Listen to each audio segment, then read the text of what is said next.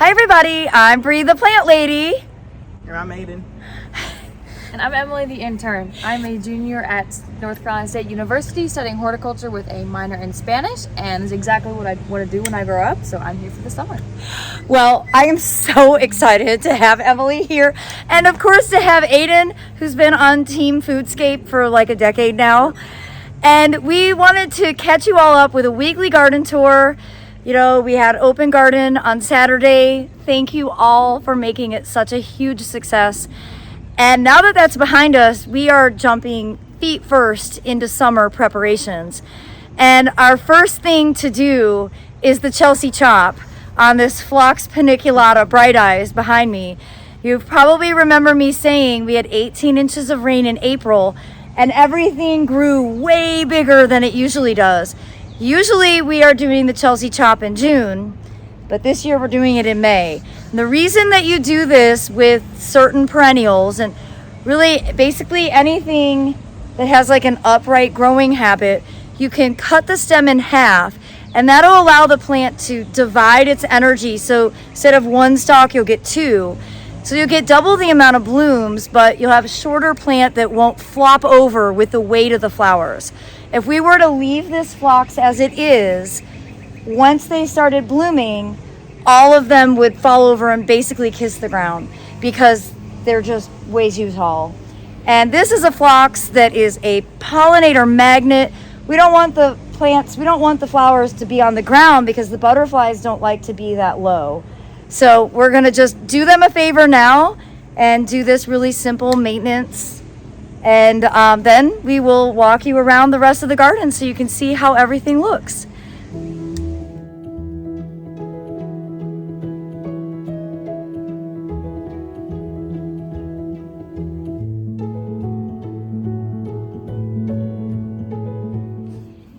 So that simple project of cutting back the phlox ended up resulting in a crinum rescue because the phlox is basically completely overrunning the crinum. So now we have the process of finding a full sun space to go ahead and plant all those crinums. So that'll be a part of our garden tour. All right, so now that we got the phlox done, we're gonna take a stroll and we're looking for a full sun spot for all those crinums. And any questions you have, ask loudly enough so that everyone can hear, because we're not mic'd. And as you guys can see, the larkspur and poppy show just continues to be amazing. And it's really everywhere you look. A lot of poppies are at the stage where the petals have fallen off. This is where you don't do anything to the seed heads, just leave them alone.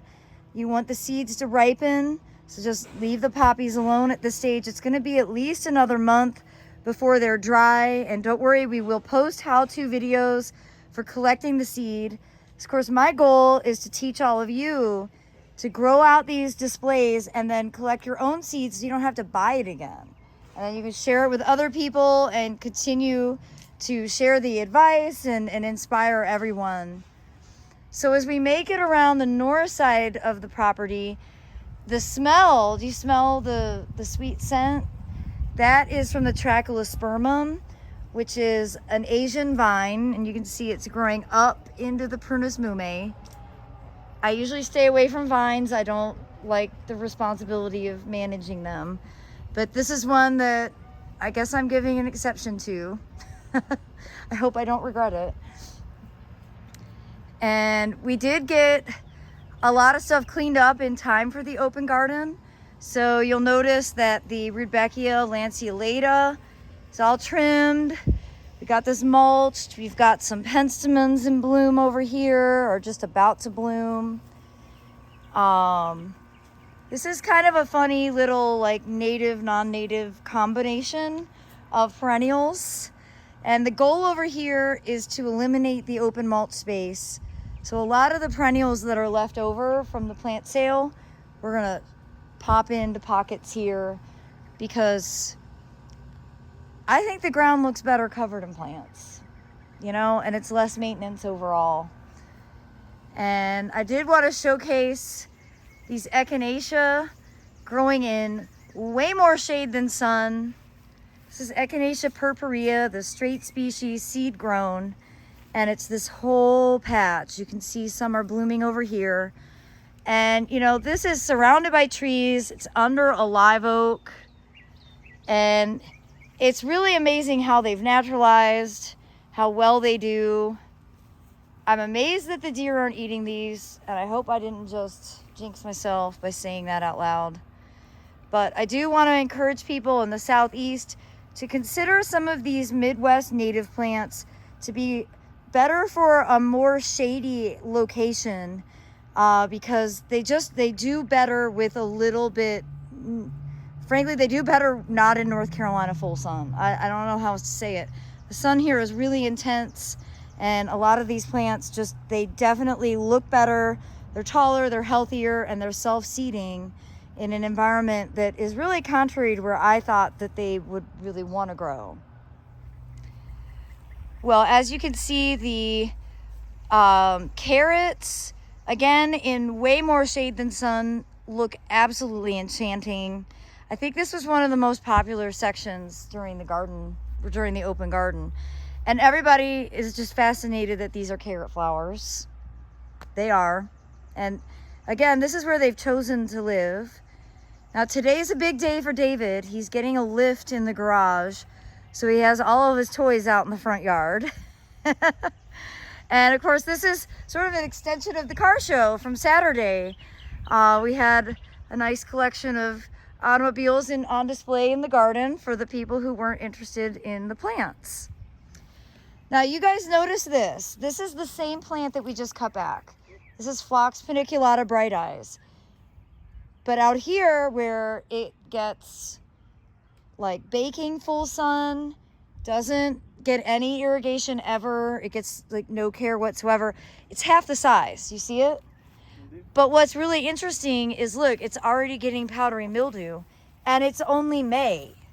That's not a good sign at all.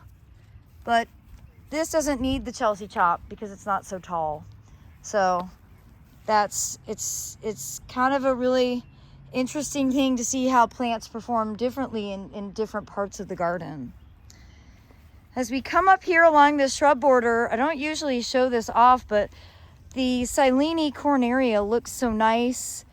And you can see the Pycnanthemum muticum is really starting to naturalize through the bed. It's another great pollinator magnet, native perennial. And the native tiger eyes sumac is doing what it does, kind of suckering around. Again, filling in the open space, and that's the goal. I don't want to mulch it, I don't want to weed it, so we want to fill it up. And I think this is a really happy accident with the Sedum kamchaticum and the Nigella that seeded into it. Doesn't that look good? That looks really pretty. The texture of the Nigella against that Sedum is really dynamic. So when we collect seed, we'll often make sure that we just scatter some in place to make sure that they self-sow. This border is really dry, and I've been contemplating for 2 years whether we should pull this viburnum out, and the answer is yes. It looks terrible. You can see how big it once was, and it's impossible to get water to this section of the border. Therefore, we don't need to be growing something that isn't drought tolerant. And this is a Viburnum plicatum popcorn, and it's just not the right plant for this place. So we're not going to be so ambitious that we pull it out. We're going to hopefully just cut it down to the ground. And, well, we need to fill in with some more native perennials to just make it so that we don't have the open space. So most of this bed is pretty well filled. That is Lespedeza leucoiensis little volcano, more Pycnanthemum, and then more phlox, the same phlox that we just cut. You see how much shorter it is out here. So it's really interesting how different the plants perform in various conditions. So out here, as we look at the grain wave, it's starting to turn amber. You can see the oats, especially the oats looking through the light. Oh, they're so pretty. The rye will definitely dry faster than anything else. And I'm hoping this will be the first border that we can collect seed from and kind of cut down so that we can get it replanted with tropicals for the summer. One of the most asked about plants at the open garden was the Eucomis comosa sparkling burgundy, also known as the pineapple lily. When this blooms, it looks like little pineapples on stalks. It's really cool. And that is growing in a ground cover of Carex. And this is the bed that Emily and I are going to tackle tomorrow. We have a lot of weedy trees to deal with, some cutbacks. Again, filling in some extra open spaces with some of the perennials we have. This is more shade than sun. We have a fair amount of plants that will fit that condition really well. And yeah, overall, this is going to just be a project of like pulling out oak seedlings. There's like a billion of them. We're going to trim back this Viburnum bituense, basically shrub form it for the year, and just get this bed kind of neat and tidy once again. So what is this plant right here? That is also, that is money plant, also known as lunaria. And you see why it's called money plant, because it kind of looks like a coin. And soon, these will become completely translucent and the seeds will turn black and you will be actively harvesting them. And this is a biennial. So what's interesting about that is you seed them and they grow vegetatively for a year. And then the next year, they bolt and flower, go to seed and die. So these are all self-sown from plants, from seeds, I should say, that were sown, 4 years ago? Because this is our second cycle with them. And these are all self-sown. So this is what happens when you don't keep up with collecting all of your seed. You get mass coverage. And of course, in this bed, we've got a lot of Nigella, and they just look so beautiful. And of course, larkspur. I mean, this is really a special moment in the garden, and it's hard to imagine how ugly it will all be in like a month's time. But that's part of the life cycle of these plants, and to me, that's part of the joy that we get to reinvent the space. And this border down here of all the poppies, it just keeps on rocking and rolling. This was actually seeded as part of a class that I held in November. This section was done November 12th, and then farther down was done November 19th. So everybody has the idea of the timing, and the display is really, you know, it's what you envision England to look like. We are in the opposite of England, in the Piedmont of North Carolina. And the color diversity from these poppies is so remarkable. And you can see that the elephant garlics are just about ready to start opening. Remember, these were elephant garlics that I bought at Wegmans, and we just planted them. And they help deter the animals, which is really important. And this is the section that was done on November 19th. So you see everything's a little bit slower than up there. We still have poppies that haven't even opened yet. And of course the wheat looks beautiful. The carrots, I think, are so remarkable. And you can see there's just tons of poppies starting to bloom on this side of the border. All of this was done shortly after the holidays in very early January. As you can see, for the open garden, we did a good job. We had everything labeled. And I just wanted to show how beautiful this border continues to be. I really think the addition of the grains is an important textural contrast. These Nigella are like out of my dreams. I don't know what else to say. I don't think they've ever looked this good. And you're to have so much job security in collecting seeds this summer. There are so many seeds to collect, but not yet. We're going to find other creative ways to keep ourselves occupied until the seeds ripen. And as we walk down here, I just wanted to show, sometimes you get these happy accidents with these beautiful kind of combinations, this soft pink poppy with the coralopsis behind it, that beautiful chartreuse. What a beautiful combo. So over here, I love that behind me they're having a conversation about their favorite botanical garden, and I'm not a part of it. This feels very unfair, you guys.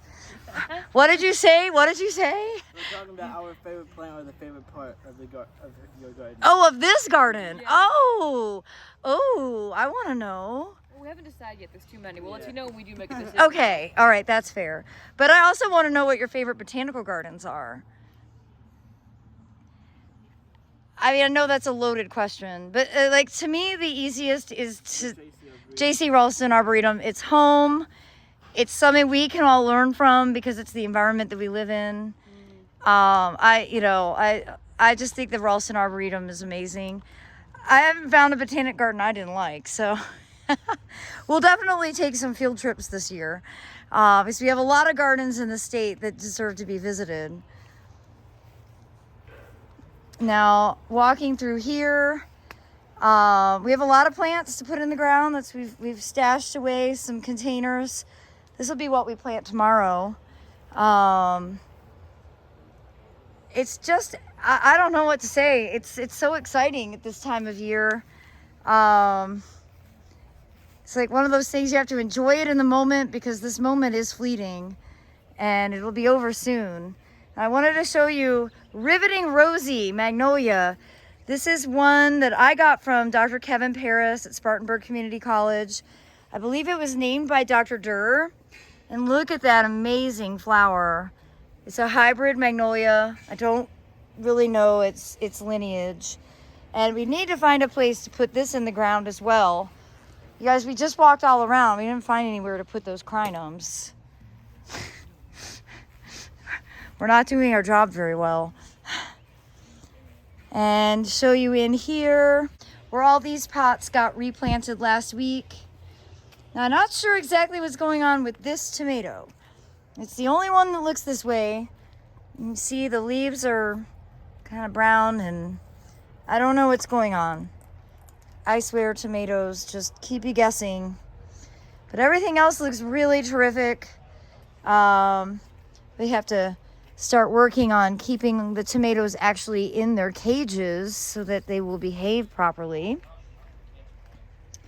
And the arugula has really put on a show. And now you can see the bananas are starting to poke up. And, you know, again, this border will look completely different in just a few weeks' time.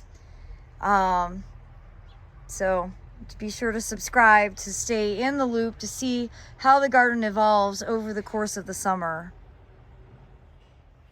Okay, I just caught this out of my eye.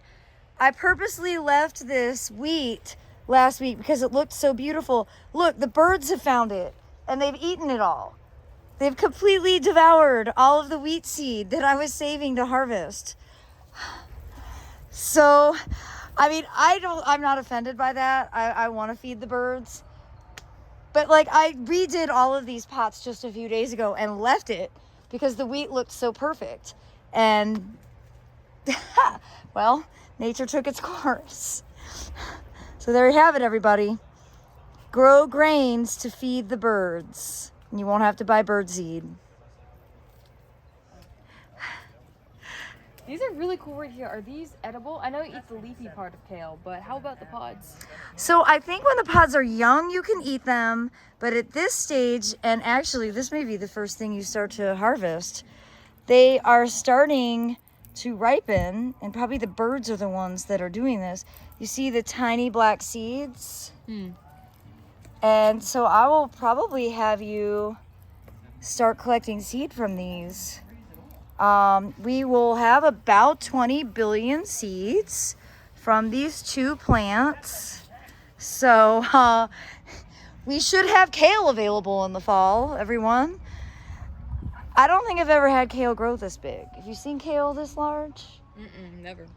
I mean, I'm not going to say that it's the world record, but it's certainly the record for this garden. But there actually are a lot of seed pods that are ripening, so we might as well start collecting from here.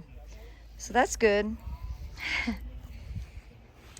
So back here in the work zone, these are the tomato seedlings that, I sowed about a month ago. And I didn't have great germination, as you can see, but the ones that are growing well. We're gonna have a lot. This is actually a lot of tomatoes now that I'm looking at it. We did sell a tray of cream sausage at the open garden. And we put on our list to organize plastic. This isn't the funnest job, but it'll be good to do it and just get it organized. And I just wanted to do a sneak peek. Can I show YouTube what's happening in here with the lift? Just say hi. Wow. So this is an exciting prospect. I guess 2 cars will now fit in the garage with this contraption.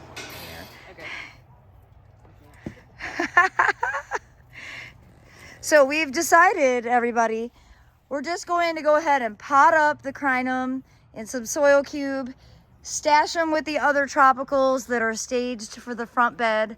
And once we get the big cottage garden out front deassembled, that's where they are going to end up getting planted. I think that's an ample solution for a problem we didn't even know we had. And you can see the first poppies in this bed have started to bloom. The broccoli is looking great. It'll be ready to get harvested the next probably 2 weeks. Over in here, these poppies have just started to open. Remember, these were seeded on January 3rd. And, they really started blooming just in time for open garden. All of these summer containers are looking great. The mangaves have already started to put on some new growth. The lavender lady is such a beautiful variety. I'm very excited about the wall this year. And I gotta say, I am really impressed so far with these petunias. I can't believe those words just came out of my mouth. But they are just flowering machines, and you can see every one of them look really good. And the coleus are definitely already starting to put on growth. I think this has been planted 2 weeks. And those begonia pots look beautiful that I did on Friday. And look at this milkweed. No monarchs, but what a view. And wanted just to give you a close-up view of the big cottage bed. Just looking quite spectacular. Most of the poppies are finished, but the larkspur and the bachelor buttons are just rocking and rolling. They look fantastic. There's still so many bees. There's a lot of different species of bees that visit all of these plants. It really is a great pollinator border. So if that's your goal, I highly recommend this cottage garden mix for a really big spring display. And just to show you what the crinums could be looking like, and they will be looking like now that we have rescued them from the relatively aggressive phlox, here is a great display of crinums that have been blooming for several weeks. And really, these are going to continue to flower basically all summer. Crinum lilies are one of the greatest plants for the southeast area. And, of course, look up Jenks Farmer. He owns a crinum farm down in Beach Island, South Carolina. He is the crinum expert and a wonderful person. He sells crinum bulbs online. So if you don't have any in your collection, I would highly recommend just get a couple of bulbs and they will not disappoint. And here I am with Love Child Itea. This is from the first edition's plant line, and this is the native sweet spire. It smells so good. All the pollinators are going crazy over it. And if you've been watching my videos for a while, you'll remember this has the most incredible fall color really in like middle December. So it's one of those plants that really does give 4 seasons of interest. Super awesome. Well, I hope you've enjoyed today's tour. I want you guys to give a wave to the 2023 garden team. We all look forward to sharing updates with you. We appreciate your interest and support. Please be sure to subscribe, give these videos a like, and share them with your friends. And we will catch you all next week for another weekly garden tour right here from our Zone 7 Central North Carolina Garden. Thanks for watching, everybody.